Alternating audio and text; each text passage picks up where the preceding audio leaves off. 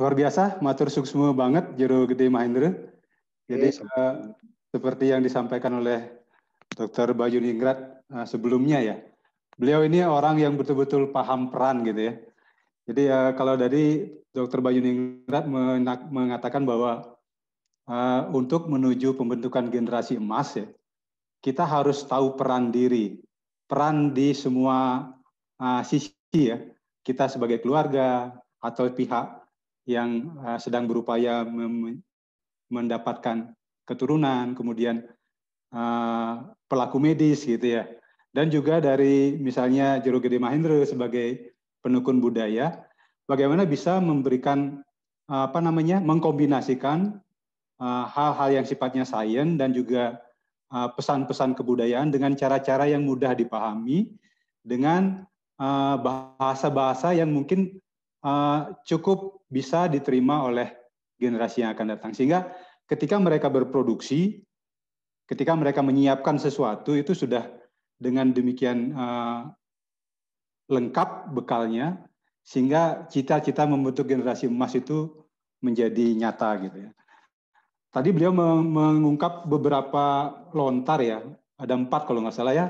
Yang pertama mengenai lontar Usada Manak yang banyak dibahas tadi, itu lebih membahas kepada pendeteksian problem-problem kenapa terjadi ketidaksuburan. Kemudian berikutnya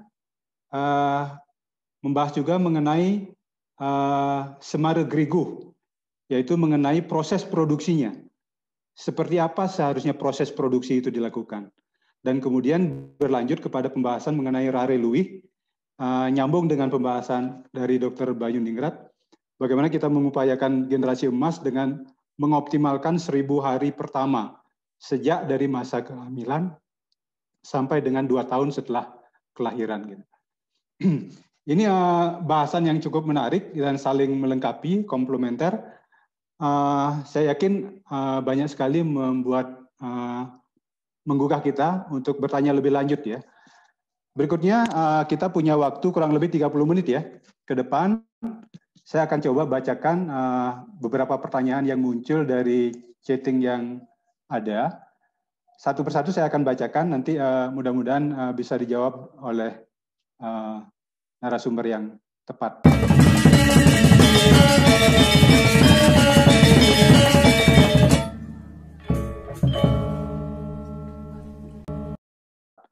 Yang pertama dari Ibu Yunita Wulandari. Swastiastu Pak Jero, tiang Ibu Yuni, pasien dari Pak Dr. Eka.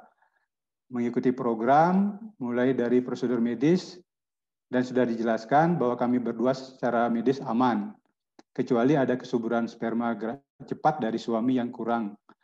Nah, tapi ada pertanyaan lebih lanjut. Apakah ada relevansinya dengan 2 hari baik ketika saya menikah? Atau mungkinkah ada kekurangan dari sisi spiritual non-medis? Nah, demikian pertanyaannya. Mungkin bisa dijawab pertama pertanyaan ini lebih ditujukan ke Jero Gede Mahendra barangkali ya. Karena pertanyaannya menyangkut hal-hal di luar medis ini ya. Mengenai 2 dan sebagainya. Silakan Jero Gede Mahendra. Terima kasih atas pertanyaannya. Jadi saya tekankan sekali lagi ya, tidak ada dewasa mempengaruhi orang untuk punya anak dan tidak punya anak. Kenapa demikian? Kita harus cari tahu dulu. Celah seseorang dikatakan tidak punya anak ini adalah mate siu. Pernah mendengar kata mate siu? Mate siu itu begini. Yen sing kene keto orang, yen sing keto kene orang, yen sing kene keto orang. Nah, makanya di sini adalah ada yang disebut dengan Desti Kancing Bumi. Makanya kan saya tadi sudah sitir ya. Di Desti Kancing Bumi inilah celah seseorang untuk mengatakan satu, beban tanahnya kuat. Masa keuangan taluh habungkul menyebabkan Anda akan bisa tidak punya anak? Dari mana unsurnya itu, dari mana? Saya sudah meneliti berbagai macam kejadian. Bahkan saya pernah mengambil yang disebut dengan boleh dibilang itu kan ada orang yang abortus ya. Jadi bayinya itu kan ada rari di sana karena pas saya upacara di sana, saya meneliti bahwa sesungguhnya apa yang terjadi itu tidak bisa disebabkan oleh dewasa itu sendiri. Nah, walaupun dewasa itu kata orang adalah memang sangat baik ataupun mungkin tidak baik, itu sebenarnya berlaku pada manajemen waktu tingkat fisik. Ingat ya, dewasa itu manajemen waktu tingkat fisik. Contoh saya katakan. Siapa yang bisa menentukan sekarang ini misalnya dewasa ayu untuk anu? Ini kan manajemen waktu. Oh, sangat baik untuk melakukan pernikahan, sangat baik untuk melakukan pengabenan, sangat baik untuk melakukan dewayannya. Ini supaya waktu ini adalah menjadi termanajemen dengan baik. Kalau Anda dikatakan salah dewasa, bagaimana kalau orang hamil? Hamil duluan nih, nikah. Engken, dewasa itu apakah dewasa perang bakat di sana dicari atau gimana ya? Jadi poinnya adalah sepanjang pengetahuan saya dan pengalaman saya, dewasa tidak menentukan Anda memiliki anak ataupun tidak. Nah, lalu karena kita tidak mengetahui bahwa dewasa itu katanya bisa membuat anak ataupun katanya tidak bisa membuat anak, berikan saya satu contoh dewasa. Uku deh, uku apa sih yang paling gencar untuk membeli istilahnya melakukan agar punya anak? Misalnya nih uku waktu gunung gitu. Nanti kalau ada yang bertanya sama saya akan suruh nanti kalau kamu nikah itu uku waktu gunung aja pasti uku punya anak. Jadi menurut saya itu relevansinya tidak ada. Yang ada itu hanya Anda tersugesti. Anda tersugesti dari kata-kata orang bahwa wah niki waktu nganti ini kekan weten yang puaste Banten Penanjung Taluh dike sampun misi sesuatu sehingga Anda tidak memiliki keturunan. Nah, ini kan karena Anda benar-benar merasa banyak asalnya gitu masanya. Nah, ini kalau Anda tidak paham dengan dunia gumatak gumitit, ini susah. Kenapa? Jadi kata ini pun bisa dijadikan Anda tersugesti seperti itu. Yang kedua, karang panas lagi. Biar tidak ada yang bertanya, siapa tahu nanti ada yang bertanya. Tidak ada hubungannya karang panas dengan Anda tidak memiliki anak. Yang ada adalah secara psikologis Anda terganggu di karang tersebut. Karena apa? Melihat mertua saya menjajal. Sudah itu melihat keluarga besar saya menjajal. Bagaimana lantas Anda ini bisa punya anak? Di sini kan sudah jelas ilmu sabrang. Ilmu sabrang itu artinya emosi, gangguan emosi psikosomatik. Sudah itu inguh lara, sudah itu sepo buta, jelas sekali di sana. Jadi bukan karangnya yang panas, kondisi Anda di rumah itu mengalami problema sehingga benar-benar mempengaruhi kelambatan Anda memiliki keturunan. Jadi tidak ada dewasa menyebabkan anak orang apa namanya itu cih punya anak, dewasa juga tidak ada yang menyebabkan bahwa orang sampet punya anak. Jadi pahami hal ini dulu.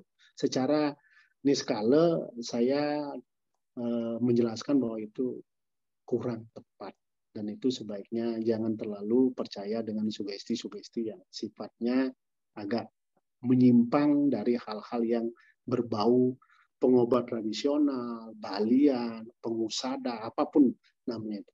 Itu memang mungkin kalau pengusada yang tidak pernah membaca lontar, tidak ada pengetahuan, bisa saja dikaitkan seperti itu. Namun bagi saya pribadi itu tidak ada hubungannya dengan hal-hal seperti itu. Mungkin seperti itu. Nggih, matur suksema Jero Gede Mahendra. Pertanyaan berikutnya atau ada tambahan dari Dr. Bayu barangkali? Ya, mungkin sedikit tadi disampaikan tentang masalah fisiknya ini, gerak cepatnya berkurang gitu ya. Nah ini ada baiknya memang seperti yang kita sampaikan tadi, baiknya memang mengobati ini karena gerak cepat ini umumnya ya saya katakan umumnya Masih bisa. Nah, sekarang dilihat faktornya. Apakah ada perokok yang seperti tadi ya, apakah ada peminum alkohol misalkan, atau jam istirahatnya kurang gitu ya, kayak begitu. Kemudian bekerja di ruangan yang bersuhu panas untuk suaminya ya, yang mengakibatkan buah pelirnya ini kepanasan ya, itu salah satu menghambat. Di samping faktor-faktor fisik lain, apakah ada varikokel dan sebagainya, ini mesti dilacak. Saran saya sedini mungkin dilakukan pelacakan ini, baru melakukan simultan boleh, atau dilanjutkan dengan ranah-ranah yang non medis tadi, sepanjang cerdas kita untuk memilih terapi medis ataupun non medis yang mana. Ini jangan sampai salah arti bahwa terapi seperti yang diungkapkan Pak Jero tadi, perlulah kita kira-kira cerdas untuk memilih dan memilah apakah betul terapi itu masuk berkaitan dengan permasalahannya atau kan tidak. Jangan sampai ini justru memperkeruh ya masalah yang sudah ada, ini malah tambah rusak, supaya tambah rusak. Karena salah tambah istilahnya ya, karena tidak didasari oleh lontar tadi. Karena kalau sudah didasari lontar kan kita lebih cerdas lah berpikir. Nah, itu salah satunya mungkin bisa diteruskan Bu Yunita nih untuk terapi dari gerak cepat yang berkurang ini, karena masih memungkinkan gitu kan. Kalau saja umur ibu, kalau saran saya sih di bawah 35 tahun, tapi kalau sudah di atas 35 tahun, ya kalau bisa memilih lebih baik jangan, karena ada risiko lain untuk terjadinya kehamilan di atas usia 35. Risiko ya, sekali lagi risiko, belum tentu terjadi, tapi kalau terjadi itu fatal. Misalkan Down syndrome gitu ya. Down syndrome ini bayi yang bahasa ininya gangguan mental kali gitu ya. Gangguan mental ini kan berbahaya untuk ini. Maksud hati untuk mendapatkan anak seputra, tapi malahan nanti jadi masalah, jadi penyakit gitu nih. Ya, Sinampura niki, ya semua. Ya, matur suksema Dr. Bayu. Jadi disarankan memang untuk tetap continue di medisnya, karena pendekatan yang tidak tuntas secara medis dan buru-buru lari ke hal lain, ya khawatirnya diterima oleh alternatif yang tidak baca lontar gitu ya. Jadi interpretasinya bisa jadi salah, justru membuat semakin rumit persoalan. Ya, Tiang lanjutkan dengan pertanyaan berikutnya dari maaf ini Bapak apa Ibu ya, Ibu Ari apa Bapak Ari dari Ruang Sehati. Nah, menanggapi mengenai respon masyarakat yang menganggap wajar bahwa tidak hamil itu disebabkan karena tidak jodoh gitu, sehingga muncul fenomena dicoba dulu gitu, hamilin dulu, kalau memang sudah hamil baru dinikahin sehingga sudah pasti itu jodoh gitu. Nah, bagaimana tanggapannya dengan hal seperti ini, terutama mengenai edukasinya? Mungkin dari Jero Gede Mahendra dulu.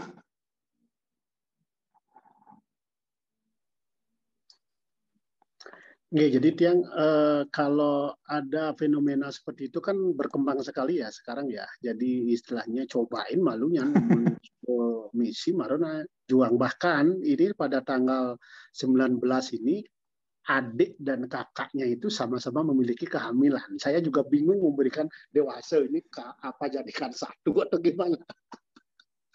Oke, secara spiritual. Ini kalau secara spiritual ya, itu sudah jelas salah. Karena memang istilahnya nanti akan melahirkan anak yang disebut dengan buto picace namanya. Buto picace itu bukan buto pisace ya. Buto picace itu berbeda dengan buto pisaca. Buto picace itu artinya anak yang berperilaku. Nah, contoh seperti katakanlah idiot gitu misalnya, ataupun mungkin secara medis kan tadi disinggung tentang kecacatan mental ya. Nah, itu kan dikhawatirkan. Ini kan larangan agama ya. Larangan agama itu adalah dikhawatirkan akan memiliki anak-anak yang tidak mestinya lahir, sudah lahir. Kenapa demikian? Alasan utamanya jelas sekali. Ketika Anda mencoba itu, sesungguhnya sudah tidak melalui rel yang disebut dengan mencari anak suputro.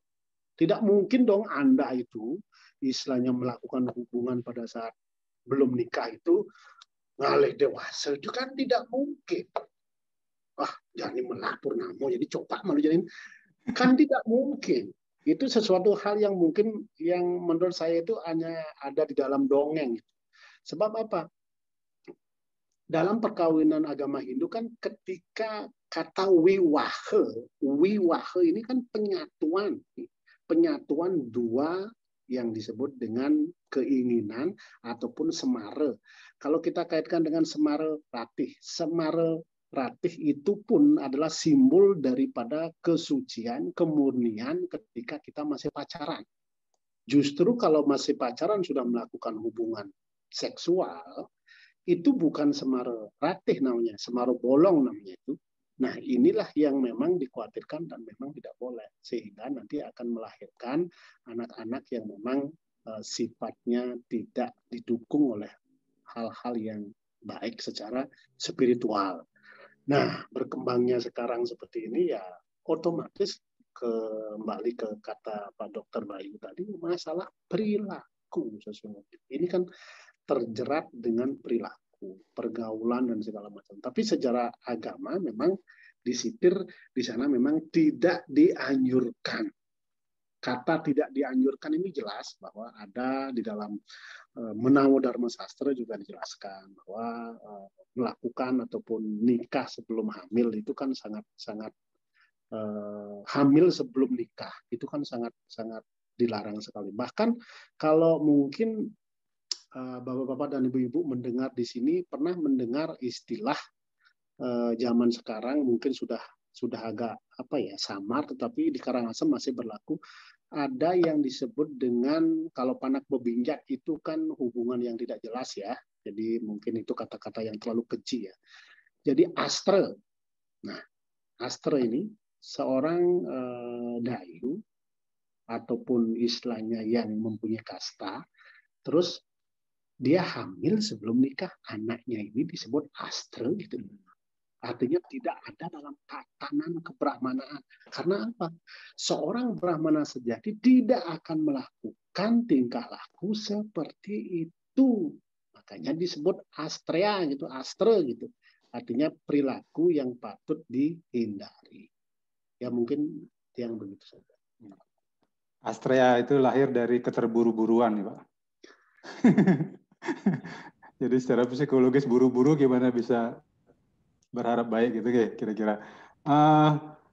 Apakah ada tambahan dari Dr. Bayu? Ya, ini sangat terkait dengan karena ini tidak diinginkan. Biasanya lebih banyak kasus-kasus ini kalau kita bicara hamil sebelum menikah itu banyak kasusnya lebih banyak tidak diinginkan. Jadi secara psikologis tidak baik untuk tumbuh kembang si janin karena kan ibunya pasti mikir ini. Ya. Biaya kalau ada biaya itu menjadi biaya contohnya. Kalau ada biaya, kalau tidak ada biaya misalkan itu jadi masalah. Jadi tekanan hidup dan sebagainya. Jadi kalau yang punya biaya juga jadi masalah juga. Ya kalau disetujui sama orang tua gitu atau punya calon yang lain misalkan begitu. Ini kan jadi masalah. Jadi terkait dengan program 1000 hari. Jadi tidak baik. Makanya persiapan untuk memiliki anak yang generasi emas dipersiapkan dari periode emas termasuk di hulunya tadi. Di hulunya yaitu di pasangan usia subur ini dipersiapkan. Apakah minum penambah darah untuk anak-anak yang remaja yang memiliki anemia misalkan atau mencegah terjadinya anemia begitu. Jadi dipersiapkan atau dicek darah dulu. Cek darah dipastikan kondisi fisik si wanita maupun si laki-laki ini tidak masalah termasuk golongan darah tadi yang bisa mengancam misalkan bayi kuning salah satu contoh saja gitu ya. Nah, ini salah satu apalagi yang tidak dipersiapkan. Karena secara konsep sesuatu yang kita persiapkan saja hasilnya kan belum tentu baik. Apalagi tidak dipersiapkan. Nah, inilah pentingnya berencana. Jadi kalau konsepnya sekarang, kalau diadopsi oleh BKKBN ya, kalau nggak salah itu motonya berencana itu keren. Jadi berencana itu keren. Jadi istilahnya kapan menikah itu direncanakan. Usia berapa mau menikah direncanakan. Berapa punya anak itu direncanakan semua. Mau anak laki apa mau perempuan direncanakan semua. Jadi itu yang idealnya seperti itu. Jadi kalau ini bicara apakah wajar, ya tentu tidak wajar. Nah, apakah secara medis wajar? Juga tidak wajar. Jadi secara spiritual juga tadi sudah dikatakan tidak wajar. Jadi ini bukan kita menikahkan atau membeli mobil gitu atau motor gitu yang ada DP-nya. Ini manusia, ya. Ini tidak perlu ada DP gitu ya, karena kita sustainability ya. Jadi keberlanjutan yang kita pikirkan. Jadi tidak berpikir untuk ya jadi enaknya saja gitu. Jadi kadang-kadang perlu edukasinya di situ, betul Ibu sampaikan, perlu diedukasi, Bu Ari benar sampaikan, edukasi para remaja kita karena kita memperbaiki generasi ini tidak ketika dia sudah jadi generasi yang sudah menikah gitu. Jadi kalau bisa sebelum itu kita udah sama-sama edukasi, karena peran kita semua tidak bisa hanya dokter kandungan, dokter anak, dokter Pak Jero saja nggak mungkin, ya termasuk ya kita sebagai orang tua ya itu adalah tantangan kita semua. Ya, terima kasih. Oke, matur suksema. Jadi kata kuncinya perencanaan itu baik, berencana itu keren, dan kita seharusnya bersinergi untuk melakukan proses edukasi ya. Di SVC kita sempat diskusi mengenai pembentukan lembaga konsultasi pernikahan ya, yang mana Hindu belum punya itu. Mungkin bisa digagas lebih detail. Oke, kita menginjak ke pertanyaan berikutnya. Waktunya tinggal 5 menit, tapi mudah-mudahan bisa kita tuntaskan. Kepada Jero Gede Mahendra, apakah perbuatan yang tidak baik di masa lalu atau karma itu berpengaruh terhadap upaya kita mempunyai keturunan? Bagaimana mengetahui kasus infertilitas yang disebabkan oleh hal-hal yang bersifat magic? Raisang, Jero Gede. Ya, sebelum kita berbicara lebih jauh tentang karma, jadi pahami dulu itu karma. Karma itu perbuatan, pahala itu hasil ya. Nah, contohnya, ini kan selalu dikaitkan bahwa anak orang tuanya berbuat, terus anaknya mendapatkan pahala.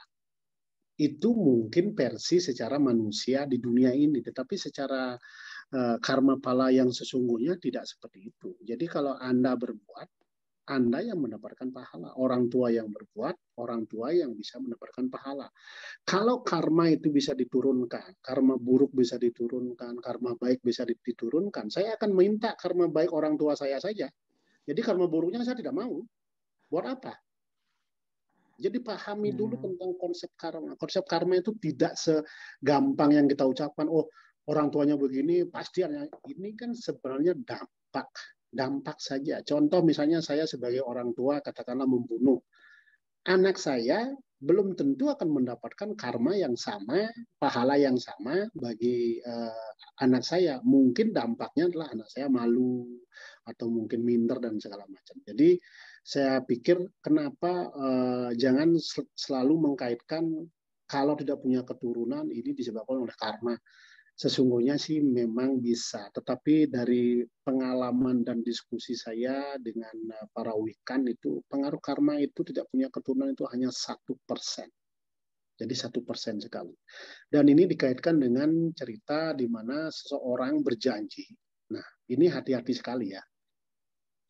Dalam kehidupan saat ini, kalau ada orang yang tersakiti, baik perempuan maupun wanita, dalam rumah tangga itu dia tersakiti terus, mungkin seberapa tahun, 10 tahun, 12 tahun, sampai dia sering mengucapkan, suatu saat nanti ketika saya lahir, saya tidak mau menikah. Suatu saat nanti saya lahir, saya tidak mau menikah, apalagi sampai maturan di Sangah Kemulan, berupa pejati, mupo saksi, nih hidup batara, mungkin di tiang sampun menikah, ternyata saya disakiti dan mungkin menyakiti dan segala macam. Di kemudian hari tiang lekada di dalam menggunakan ceplok, tiang tanya kernaten. Itulah alasannya kenapa ada orang yang enggan menikah. Walaupun mungkin kehidupannya sudah bagus, ekonomi bagus, hubungan sosial bagus, tapi dia enggan sekali menikah. Ini dasarnya adalah kalau dikaitkan dengan karma berarti 1%. Yang tadi Pak itu yang tentang magic itu. Bagaimana mendeteksi infertilitas itu disebabkan oleh black magic? Nah, untuk mendeteksinya itu sebenarnya gampang sekali. Magic itu kan terkait dengan emosi. Sekali lagi saya katakan magic itu terkait dengan emosi. Nah, contoh misalnya, jangan pernah takut kalau kita itu akan di black magicin oleh seseorang. Bahkan dalam seminar saya nanti kan akan membahas itu. Hubungan manusia dengan manusia ini adalah hubungannya ataupun benangnya itu adalah benang energi dan emosi. Sepanjang Anda tidak memiliki emosi yang terkait dengan orang tersebut, maka orang tersebut itu sulit memberikan ataupun mengenai black magic kepada Anda. Contoh misalnya, berkembang ini di medsos magic melalui foto dan segala macam. Ya kalau kita tidak kenal dan tidak ada hubungan secara emosional, bagaimana magic itu bisa bekerja? Kalau memang dengan foto itu gampang, waduh saya bermain TikTok itu, wah itu itu cewek-cewek yang bahenol itu kan gampang seharusnya saya mengerjakan. Tapi buktinya tidak segampang begitu. Jadi untuk mendeteksi magic itu sesungguhnya sesuatu magic itu adalah sesuatu hal yang tidak lazim. Contoh nih misalnya ya, tiba-tiba saja di perut Anda itu katakanlah keluar semacam butiran-butiran pasir gitu. Padahal Anda itu hanya menggosok saja. Mungkin Anda berpikir, wah ini mungkin daki tubuh saya, kotoran tubuh saya, tapi kalau dia itu muncul dalam waktu-waktu tertentu dan jumlahnya mungkin sedikit banyak begitu, itu tandanya bahwa memang ada kekuatan lain. Ambil salah satu contoh, saya punya klien, perutnya agak besar, gitu. Setelah dicek di medis juga dinyatakan biasa-biasa saja, tidak ada lever dan segala macam. Nah, setelah saya tangani, dia memuntahkan semacam ulat-ulat nangke yang kecil-kecil itu, istilahnya mungkin ya sekitar banyak lah dia memuntahkan itu. Nah, ini sudah pasti ada hubungannya dengan magic. Tapi kalau hanya merasa-rasa gitu ya, janganlah Anda mengatakan merasa-rasa, karena black magic itu jelas dia. Jelas kalau black magic itu. Contohnya misalnya kalau Anda katakanlah misalnya tidak bisa bangun gitu, tiba-tiba malamnya Anda sehat, tapi begitu pagi Anda itu kaku itu tidak bisa bangun.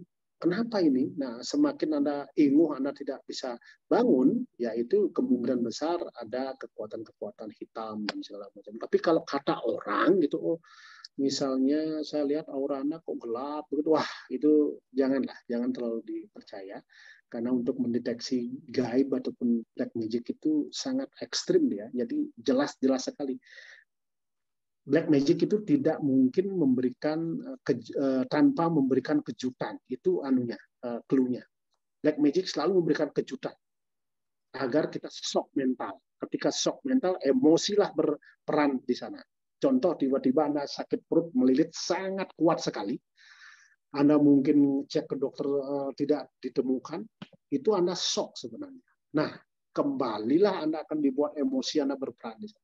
Tapi kalau ketika Anda sakit perut, Anda itu tenang, seimbang, Anda tenang seimbang, apalagi Anda paham meditasi, black magic tidak akan pernah bisa mengganggu pada saat itu. Matur suksuma Juru Gede. Ada satu pertanyaan yang terlewati, mohon maaf, dari Ibu Made, Bapak Made Sile ya. Kepada Dr. Bayu, seberapa besar endometriosis dan kista ovarium menyebabkan infertilitas? Mohon dijawab, Dr. Bayu. Oke, terima kasih, Dok. Kalau nggak salah nih Pak Dokter juga nih, Pak Dokter Sile nih dari Sanjiwani nih. Semua Pak Dokter sampun nyarengin nih. Niki kasus endometriosis kan cukup banyak pada kasus-kasus terjadi ketidaksuburan niki, karena salah satu yang termasuk kategori 40% tadi sebagai penyebab ketidaksuburan. Jadi ada yang menyebut datanya 30-50%, ada yang menyebut 40% untuk tidak terjadinya kehamilan pada kasus endometriosis. Namun bukan berarti setiap endometriosis itu pasti tidak hamil, enggak juga.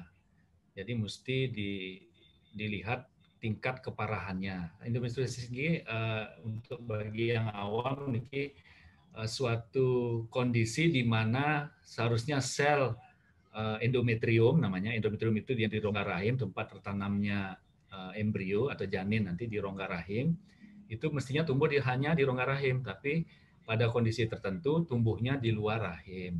Nah, itu misalkan di daerah permukaan rahim, kemudian di indung telur namanya, di ovarium. Nah, itu kasus-kasus seperti ini cukup banyak ya, sebagai bagian dari penyebab ketidaksuburan. Namun bukan berarti tidak bisa hamil. Jadi apakah infertilitas akibat endometriosis bisa hamil? Bisa saja, tapi tergantung pada kondisi seberapa parah ya. Jadi 40% kira-kira angka keberhasilan endometriosis ini tergantung pada derajat dari keparahan endometriosis. Kemudian yang kedua masalah kista ovarium. Kista ovarium itu bagian dari indung telur yang membesar ya. Bagian dari indung telur yang membesar. Di dalam indung telur namanya, itu di luar rahim ya. Bagian indung telur yang membesar ini berisi cairan. Nah, itu mulai dari ada istilah yang paling sering namanya PCOS ya, ini medis banget, PCOS. Nah, itu kecil-kecil kistanya, tapi banyak ya, bahkan sampai di atas 10 lingkaran kista yang cukup besar. Nah, itu bisa sebagai penyebab ketidaksuburan, bukan mandul ya, tidak suburan. Jadi bisa dicoba di terapi. Kemudian ada juga kista atau kistoma ovari. Nah, ini biasanya kecenderungannya ganas. Kistoma ovari ini cairan mengisi daerah indung telur atau tempat sel telur. Jadi tempat sel telur ini terisi semua oleh bagian cairan. Ini agak menyulitkan untuk terjadi kehamilan. Berapa persen? Nah, sekitar 40% juga untuk kegagalan fertilitasnya atau kegagalan untuk bisa hamil. Ya. Yang kira gitu, Pak Widi. Oke, matur suksuma, Dr. Bayu. Mohon maaf, ini waktunya sudah lewat 5 menit ya. Tapi ada dua pertanyaan lagi kira-kira. Sapunapi, bisa kita teruskan? Kalau Dr. Bayu ada acara, monggo dipersilakan. Oke, sampun lanjut mantan tak kenapa. Sampun Bapak Ibu sekalian, kayaknya ini menarik sekali. Ada sharing yang menarik dari Bu Yunita Utami. Silakan dibaca. Saya tidak akan bacakan, masing-masing bisa membaca. Saya akan bacakan pertanyaan lebih lanjut yang ditujukan kepada Jero Gede Mahendra. Masih dari Bapak Imadi Sile ya. Pada Jero Gede, bagaimana pandangan Jero Gede tentang upacara nunas sentane ke Pura Dalem atau Pelinggih Ratu Brayut? Silakan dijawab Jero Gede. Baik, pandangan Tianika kan upaya dalam bentuk spiritual ya. Upaya spiritual niki sebenarnya memang sudah banyak dilakukan oleh masyarakat Bali, sehingga nunas sering Pura Brayut, ke Pura Dalem dan segala macam, mungkin malah ke Jero Balian kan begitu. Nah, dalam tanda kutip ya juga harus menyertakan yang disebut dengan kecerdasan. Pahami dulu apa yang Anda tunas nih. Kalau berbicara dari sisi aspek spiritual ini sangat luas sekali. Pertanyaan saya adalah, penting nggak Anda ke Pura Dalem atau ke Pura Menbrayut nunas? Toh juga sampai di sana, Anda kan hanya maturan bakti saja. Nah, di dalam ilmu kerangka berpikir daripada lontar yang disebut dengan tutur rare luwih ini, sesungguhnya nunas yang paling baik itu dilakukan di Merajan sendiri. Nah, itu ada tuturnya itu. Sehingga bukan berarti tidak boleh di pura-pura yang lain. Saya kira sih itu boleh saja. Namun yang paling harus diketahui itu adalah nunasnya itu harus di Merajan sendiri. Karena itu yang paling dekat dengan lingkungan secara spiritual, secara psikologi. Nah, bahkan ada pandangan, misalnya kalau Anda nunas di Pura A atau di Pura B atau di Menbrayut, iya, kalau memang benar itu anak yang baik yang akan diberikan. Katakanlah, misalnya anak Nurmo gitu. Nah, ini kan pandangan-pandangan cerdas seperti ini kan harus dikritisi ya. Jadi ketika kita meminta sesuatu itu harus dikritisi. Jadi poinnya nunas itu kan sebenarnya upaya spiritual. Jadi upaya spiritual ini boleh dilakukan sepanjang SQ kita itu. Artinya spiritual question kita itu cerdas. Artinya yang ring bali nganggen wiwike, kalau wiwike tidak dipergunakan, ini sangat-sangat tiang sangat mengkhawatirkan sekali, karena di alam-alam alam-alam astral itu ada ribuan bahkan jutaan yang makhluk-makhluk yang ingin masuk janin seseorang. Malah kalau di dalam tutur Kama Sutra itu, ketika Anda melakukan hubungan seks dan akan menghasilkan keturunan, di sana ada yang disebut dengan bibit-bibit energi spiritual berseliweran di kamar Anda. Ini akan memasuki daripada sama seperti perjuangan sel untuk masuk ke cebong itu, untuk masuk ke sel telur itu sangat berjuang sekali. Energi ini sangat berjuang sekali supaya bisa masuk di sana. Nah, alangkah baiknya, kalau menurut versi saya pribadi adalah nunas di Sangah Kemulan, pelajari yang disebut dengan menenangkan diri, apakah itu pendekatannya melalui berjapa, melalui meditasi, itu sangat-sangat luar biasa secara ilmu spiritual yang cerdas. Tetapi kalau nunas-nunas, nah di luar daripada konteks ini, lebih banyak ke konteks supranatural, yang saya tidak sarankan ya, karena konteks supranatural itu ranahnya sangat-sangat berbelit sekali, sangat-sangat rumit, mengungkap ranah supranatural itu sangat berbelit. Kalau ranah spiritual jelas. Ketika Anda menginginkan seorang anak melalui cara spiritual, pahami bahwa tenangkan pikiran, pelajari meditasi apapun yang membuat pikiran Anda menjadi tenang.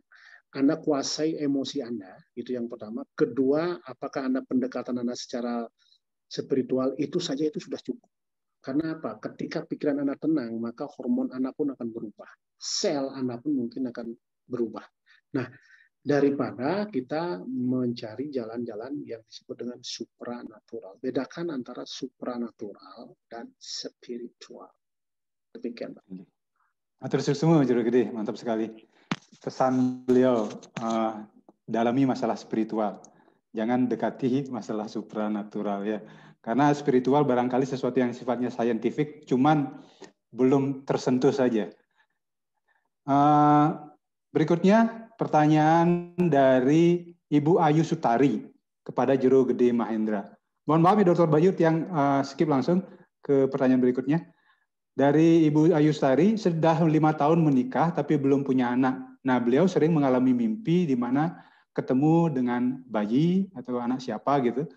Nah, sementara di sisi lain ada semacam tutur ya, bahwa itu adalah pemali.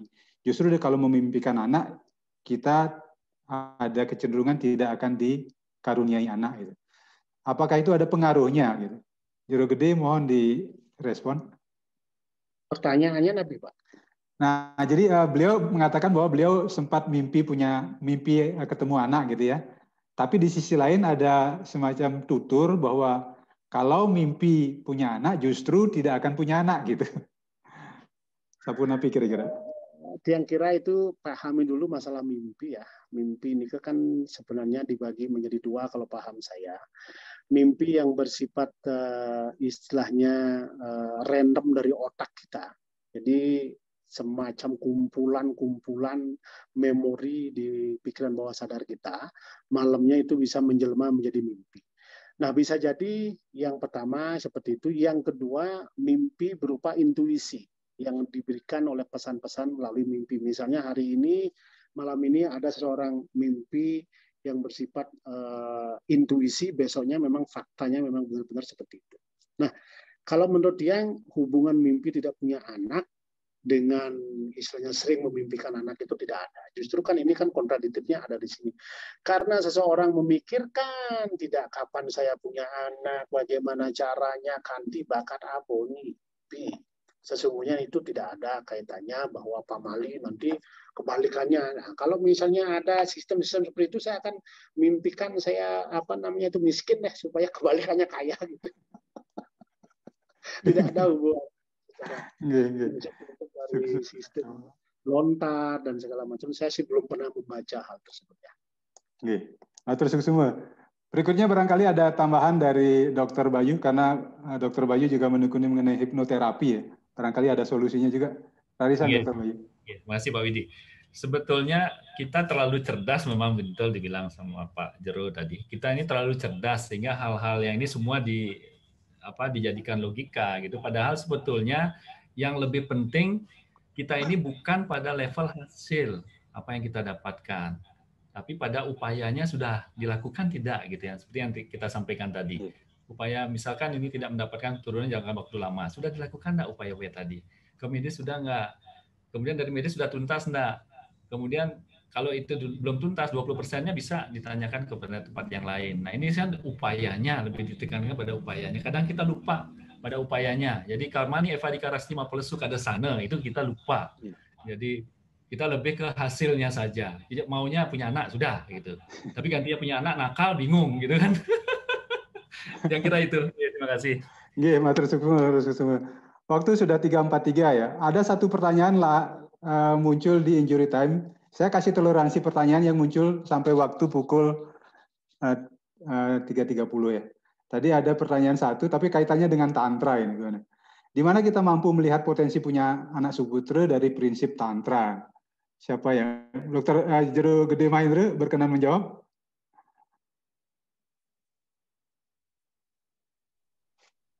Ya, saya hanya berbagi ya. Jadi kalau dalam prinsip-prinsip tantra itu kan sebenarnya arti kata tantra boleh dibilang hal-hal yang sangat misteri, ya rahasia atau peluasan kesadaran seperti kata Pak Dokter. Sesungguhnya potensinya itu sangat bisa sekali.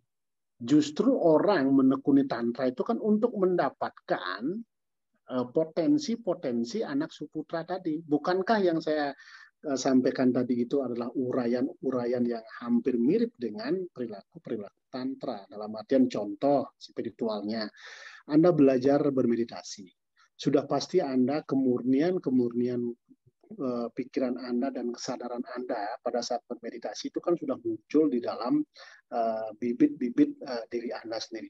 Namun pesannya kan di sini tidak boleh hanya satu orang saja, jadi harus kedua-duanya. Kalau menginginkan potensi tantra itu berkembang, jadi harus dilakukan oleh suami istri.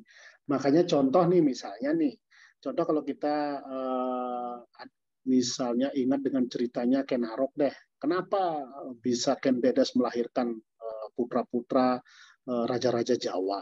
Sedangkan kita tahu dong, Ken Arok itu notabene-nya adalah jahat. Tetapi kenapa bisa melahirkan? Kita kan hanya mengetahui prinsipnya Ken Arok itu pada saat pembunuhan saja. Kita tidak tahu bahwa Ken Arok pun melakukan yang disebut dengan daya-daya spiritual. Sehingga pertemuan antara Kamo Ratih, namanya juga Kamo dan Ratih. Di sini kan jadi Kamo itu keinginan, Ratih itu keindahan. Jadi keinginan yang indah ini kalau dipadukan dan saling support, pasti akan menghasilkan hal-hal yang baik. Itulah potensinya. Oke. Terus semua. Berikutnya dari Dr. Bayu, sekaligus closing comment dari Dr. Bayu, silakan. Baik, jadi matur suwun semua kepada Ida Dane sareng sami. Niki boyo aja tujuannya nasikin segara gitu ya, menggarami lautan. Nanti garam saya habis nanti untuk menggarami lautan yang begitu luas. Jadi titip pesan saya, tolong tekankan pada upaya, apapun masalahnya, tekankan pada upaya, bukan pada hasil dari upaya itu. Seperti di spiritual juga ranahnya kan seperti demikian, bahwa harus dituntaskan, karmani evadi karasti mapalesu kadasana. Jadi upayanya jangan pernah berharap hasil dulu ya. Upayanya sudah dilakukan optimal, jika belum dapat serahkan kepada sang penentu, ide Sang Yang Widiwasa, Tuhan Yang Maha Esa. Karena tugas dalam kehidupan ini itu harus diciptakan ini rasa bahagia itu sampai kita kapan mau sengsara. Bahagia itu sangat sederhana, bahagia itu harus diciptakan. Kemudian jangan terkungkung pada keinginan, karena kehidupan ini sangat pendek ya. Waktu dan tugas kita sangat banyak. Jadi manfaatkan waktu, isi dengan sesuatu yang bermanfaat. Semoga apa yang kami sampaikan saat ini bisa menjadi sebuah inspirasi untuk kebaikan kita semua, termasuk diri kami juga. Kami terus belajar, mudah-mudahan bahagia itu, rasa tenang ini, titip pesan dari Dokter Mustika, tenang ya, tenang ya. Nah ini bisa terwujud pada kita semua.